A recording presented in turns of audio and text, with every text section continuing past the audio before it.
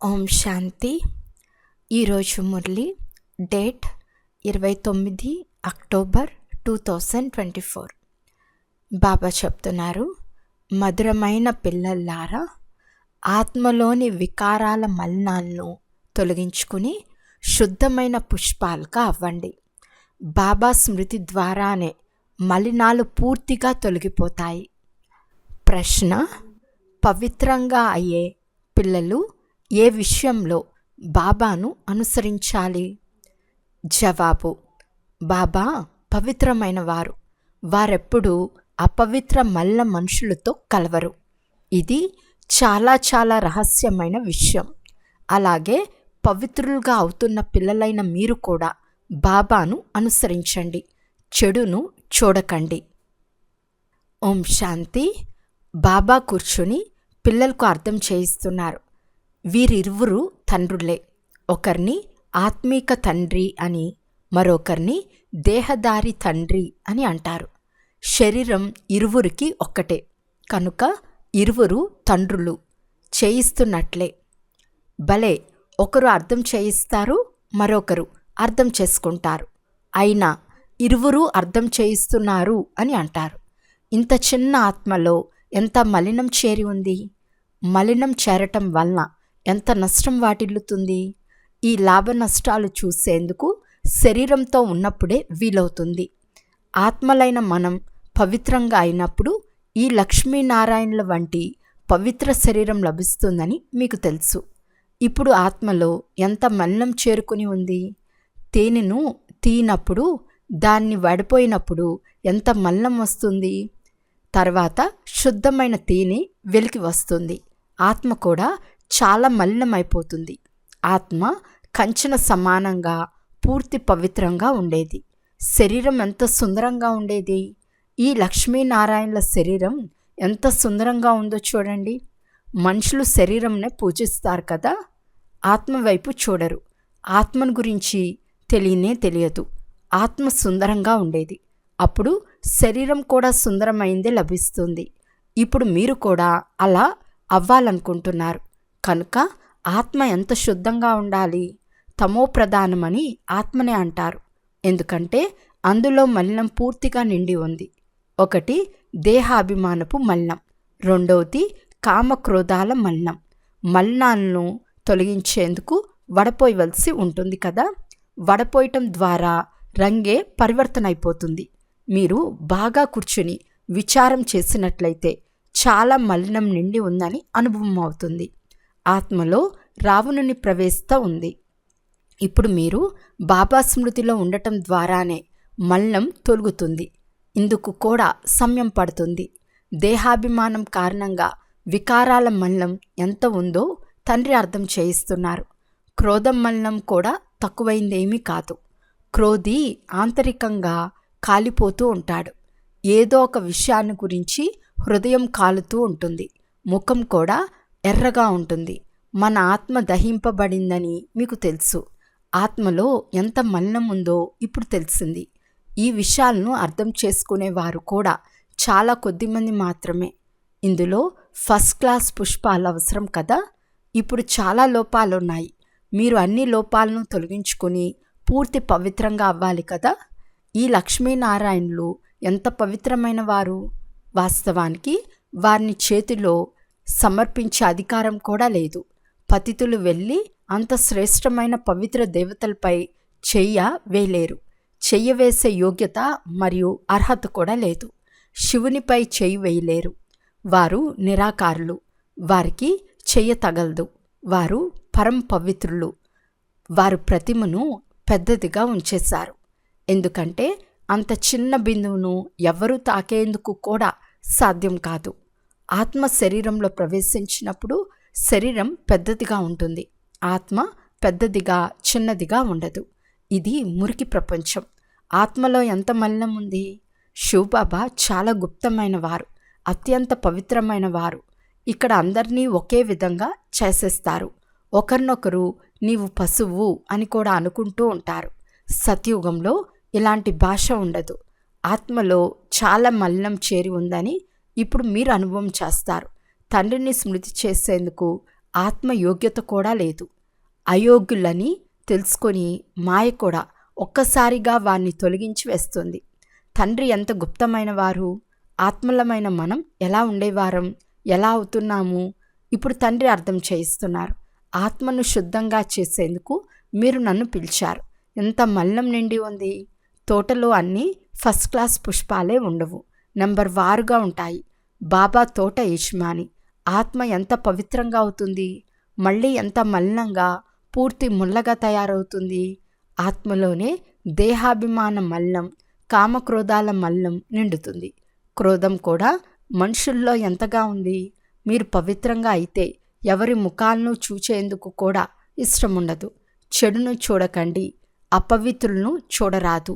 ఆత్మ పవిత్రమైన కొత్త శరీరాన్ని తీసుకున్నప్పుడు మల్లాన్ని చూడనే చూడదు. ఈ మురికి ప్రపంచమే సమాప్తమైపోతుంది. తండ్రి చెప్తున్నారు, మీరు దేహాభిమానంలోకి వచ్చి ఎంత మలినంగా తయారయ్యారు, పతితులయ్యారు. బాబా, మాలో క్రోధభూతం ఉంది. బాబా, మేము పవిత్రంగా అయ్యేందుకు మీ వద్దకు వచ్చాము అని పిల్లలు పిలుస్తూ ఉంటారు. బాబా సదా పవిత్రులని తెలుసు. అలాంటి సర్వశ్రేష్ఠ అథారిటీని సర్వవ్యాపి అని ఎంత అగౌరవపరిచారు. మేము ఎలా ఉండేవారము, మళ్ళీ ఎలాంటి వారము, ఎలా తయారవుతున్నామని మీకే యావగింపు కలుగుతుంది. ఈ మాటలు పిల్లలైన మీరు మాత్రమే అర్థం చేసుకుంటారు. వేరే ఇతర సత్సంగాల్లో, విశ్వవిద్యాలయాల్లో ఎక్కడా ఎలాంటి లక్ష్యం గురించి ఎవ్వరూ చెప్పరు. ఆత్మలో మలినం ఎలా నిండుతూ వచ్చిందో మీరు తెలుసుకున్నారు. 2 కళలు తగ్గిపోయాయి, తర్వాత 4 కళలు తగ్గిపోయాయి. మలినం నిండుతూ వచ్చింది. అందుకే తమోప్రధానమని చెప్పబడుతుంది. కొందరు లోభంలో, మరికొందరు మోహంలో కాలి మరణిస్తారు. ఈ స్థితిలోనే కాలి మరణిస్తారు. ఈ లక్ష్మీనారాయణను బాబాయే ఇలా తయారు చేశారు. కనుక స్వయం ఎంత అప్రమత్తంగా ఉండాలి. తుఫాన్లు చాలా వస్తూ ఉంటాయి, మాయ తుఫాన్లే వస్తూ ఉంటాయి, వేరే తుఫాన్లు రావు. ఉదాహరణకి శాస్త్రాల్లో హనుమంతుడు మొదలైన వారి కథలు రాశారు. భగవంతుడు శాస్త్రాలను తయారు చేశారని అంటారు. భగవంతుడు సర్వవేద శాస్త్రాల సారాన్ని వినిపిస్తున్నారు. భగవంతుడు సద్గతినిచ్చారు. వారికి శాస్త్రాలను తయారు చేసే అవసరం ఏముంది? ఇప్పుడు తండ్రి చెడును వినకండి అని చెప్తున్నారు. ఈ శాస్త్రాలు మొదలైన వాటి ద్వారా మీరు శ్రేష్టంగా తయారవ్వలేరు. నేను ఈ అన్నిటి నుండి భిన్నంగా ఉన్నాను. నన్ను ఎవరు గుర్తించలేరు. తండ్రి ఎవరో, వారు ఏమిటో ఎవ్వరికీ తెలియదు. ఎవరెవరు సర్వీస్ చేస్తారో, అనగా కళ్యాణకారులుగా అయి ఇతరులకు కూడా కళ్యాణం చేస్తారో వారు తండ్రికి తెలుసు. వారే తండ్రి హృదయంలో ఉంటారు. సర్వీస్ గురించి తెలియని వారు కూడా కొందరున్నారు. స్వయాన్ని ఆత్మ అని తెలుసుకొని తండ్రిని స్మృతి చెయ్యండి అనే జ్ఞానం మీకు లభించింది. ఆత్మ శుద్ధమవుతుంది, కానీ శరీరం పతితమైనదే కదా. ఎవరి ఆత్మ శుద్ధమవుతూ పోతుందో వారి ప్రవర్తనలో రాత్రికి పగలకు ఉన్నంత వ్యత్యాసం ఉంటుంది. నడవడికల ద్వారానే తెలుస్తుంది. ఎవరి పేరు చెప్పబడదు. ఒకవేళ పేరు చెప్తే ఇంకా అధ్వాన్నంగా అవుతారు. ఇప్పుడు మీరు వ్యత్యాసం చూడగలరు. మీరు ఎలా ఉండేవారు, ఎలా తయారవ్వాలి. కనుక శ్రీమతానుసారం నడవాలి కదా. లోపల ఏ మలినం చేరి ఉందో దాన్ని తొలగించాలి. లౌకిక సంబంధంలో కూడా కొందరు చాలా మురికి పిల్లలుగా ఉంటారు. వారు తండ్రి కూడా వారితో విసిగిపోతాడు. అలాంటి పిల్లలు లేకపోవటమే మంచిదని అంటారు. పుష్పాల తోటకు సువాసన ఉంటుంది, కానీ డ్రామానుసారం మలినం కూడా ఉండాలి. జిల్లేడు పుష్పాన్ని చూసేందుకు కూడా ఇష్టముండదు, కానీ తోటలోకి వెళ్ళినట్లయితే దృష్టి అన్నిటిపై పడుతుంది కదా. ఇది ఫలానా పుష్పమని ఆత్మ తెలిపిస్తుంది. మంచి పుష్పం నుండి సువాసన తీసుకుంటారు కదా. ఈ ఆత్మస్మృతి యాత్రలో ఎంతగా ఉంటుందో అంత పవిత్రంగా అయ్యేదో, ఎంతవరకు ఇతరులను తమ సమానంగా చేసిందో బాబా కూడా చూస్తారు. జ్ఞానాన్ని వినిపిస్తారు. ముఖ్యమైన విషయం మన్మనాభవ. తండ్రి చెప్తారు, నన్ను స్మృతి చేయండి, పవిత్ర పుష్పాలుగా అవ్వండి. ఈ లక్ష్మీనారాయణులు పవిత్రమైన పుష్పాలు. వీరికంటే కూడా శివబాబా చాలా పవిత్రమైన వారు. ఈ లక్ష్మీనారాయణులు కూడా శివబాబాయే ఇలా చేశారని మనుషులకు తెలియదు. ఈ పురుషార్థం ద్వారా ఇలా అయ్యారని మీకు తెలుసు. రాముడు తక్కువ పురుషార్థం చేసినందున చంద్రవంశీయునిగా అయ్యాడు. తండ్రి చాలా అర్థం చేయిస్తూ ఉంటాడు. ఒకటి, స్మృతి యాత్రలో ఉండాలి. దీని ద్వారా మురికి తొలగిపోయి ఆత్మ పవిత్రంగా అవ్వాలి. మీ వద్దకు మ్యూజియం చూచేందుకు చాలామంది వస్తారు. పిల్లల్లో సర్వీస్ చేయాలని చాలా ఆసక్తి ఉండాలి. సర్వీసును వదిలి ఎప్పుడూ నిద్రించరాదు. సర్వీస్ గురించి చాలా ఖచ్చితంగా ఉండాలి. మ్యూజియంలో మీరు విశ్రాంతి సమయాన్ని కూడా సేవకే ఉపయోగిస్తారు. గొంతు అలసిపోతుంది, భోజనం చేయాలి, కానీ ఆంతరికంలో రాత్రింబొవ్వలు ఉమంగం ఉండాలి. ఎవరైనా వచ్చినట్లయితే వారికి మార్గాన్ని తెలియచేయాలి. భోజనం చేసే సమయంలో ఎవరైనా వచ్చినట్లయితే మొదట వారికి సర్వీస్ చేసిన తర్వాత భోజనం చేయాలి. అలా సర్వీస్ చేసేవారు ఉండాలి. కొందరికి దేహాభిమానం చాలా వస్తుంది. విశ్రాంతి ప్రియులుగా, నవాబులుగా తయారవుతారు. తండ్రి అర్థం చేయించాల్సి వస్తుంది కదా. ఈ నవాబుతనాన్ని, దొరతనాన్ని వదిలేయండి, మీ పదవిని చూడండి అని బాబా సాక్షాత్కారం కూడా చేయిస్తారు. దేహాభిమానం అనే గొడ్డలితో తమ కాలిని తామే నరుక్కుంటారు. చాలామంది పిల్లలు బాబాతో కూడా పోటీకి వస్తారు. అరే, ఇతడు శివబాబా గారి రథం, ఇతన్ని సంభాలన చేయవలసి ఉంటుంది. ఇక్కడ కొందరు అనేక ఔషధాలను తీసుకుంటూ ఉంటారు. వైద్యుల ద్వారా వైద్యం చేసుకుంటూ ఉంటారు. కానీ బాబా చెప్తున్నారు, శరీరాన్ని ఆరోగ్యంగా ఉంచుకోవాలి, కానీ మీ స్థితిని కూడా చూసుకోవాలి కదా. మీరు బాబా స్మృతిలో ఉండి తిన్నట్లయితే ఏ వస్తువు హాని చేయదు. స్మృతి ద్వారా శక్తి నిండుతుంది. భోజనం చాలా శుద్ధంగా అవుతుంది. కానీ ఆ స్థితి లేనేలేదు. బాబా చెప్తున్నారు, బ్రాహ్మణుల ద్వారా తయారైన భోజనం సర్వోన్నతమైనది, కానీ అది కేవలం స్మృతిలో ఉండి చేసినప్పుడు మాత్రమే.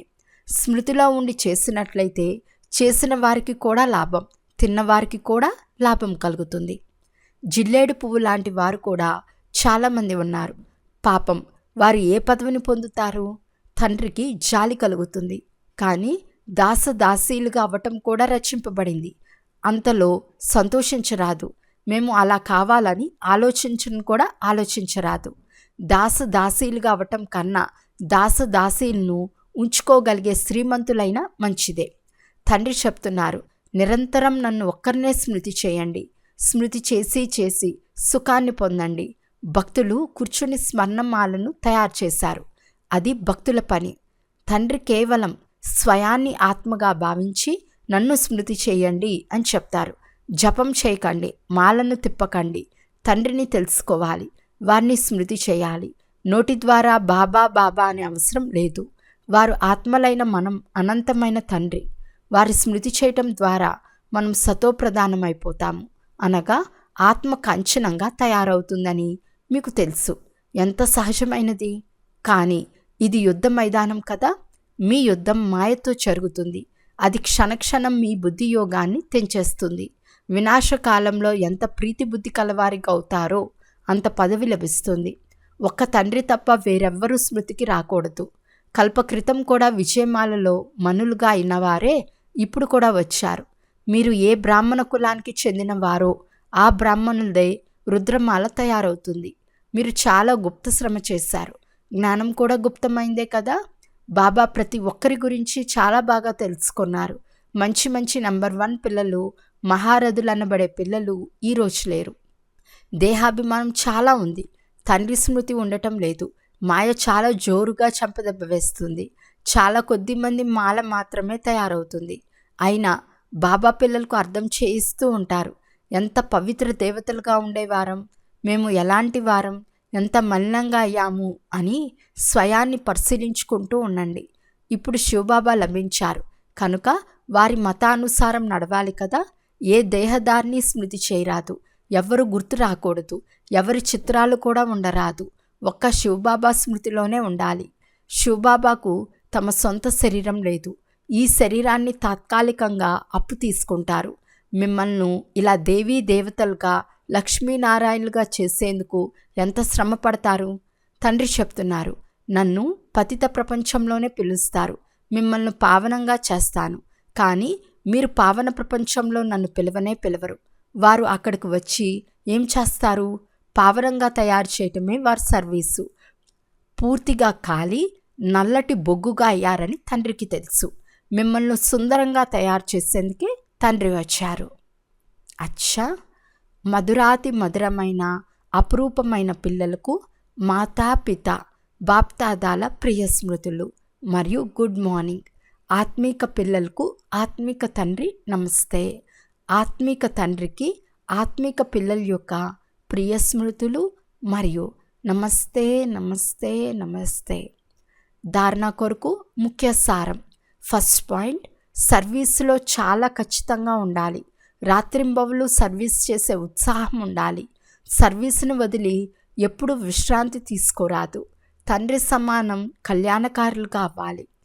సెకండ్ పాయింట్, ఒకరి స్మృతి ద్వారా ప్రీతి బుద్ధి కలవారిగా అయి ఆంతరికంలోని మలినాన్ని తొలగించుకోవాలి. సుగంధ పుష్పాలుగా అవ్వాలి. ఈ మురికి ప్రపంచంపై మనస్సును ఉంచుకోరాదు.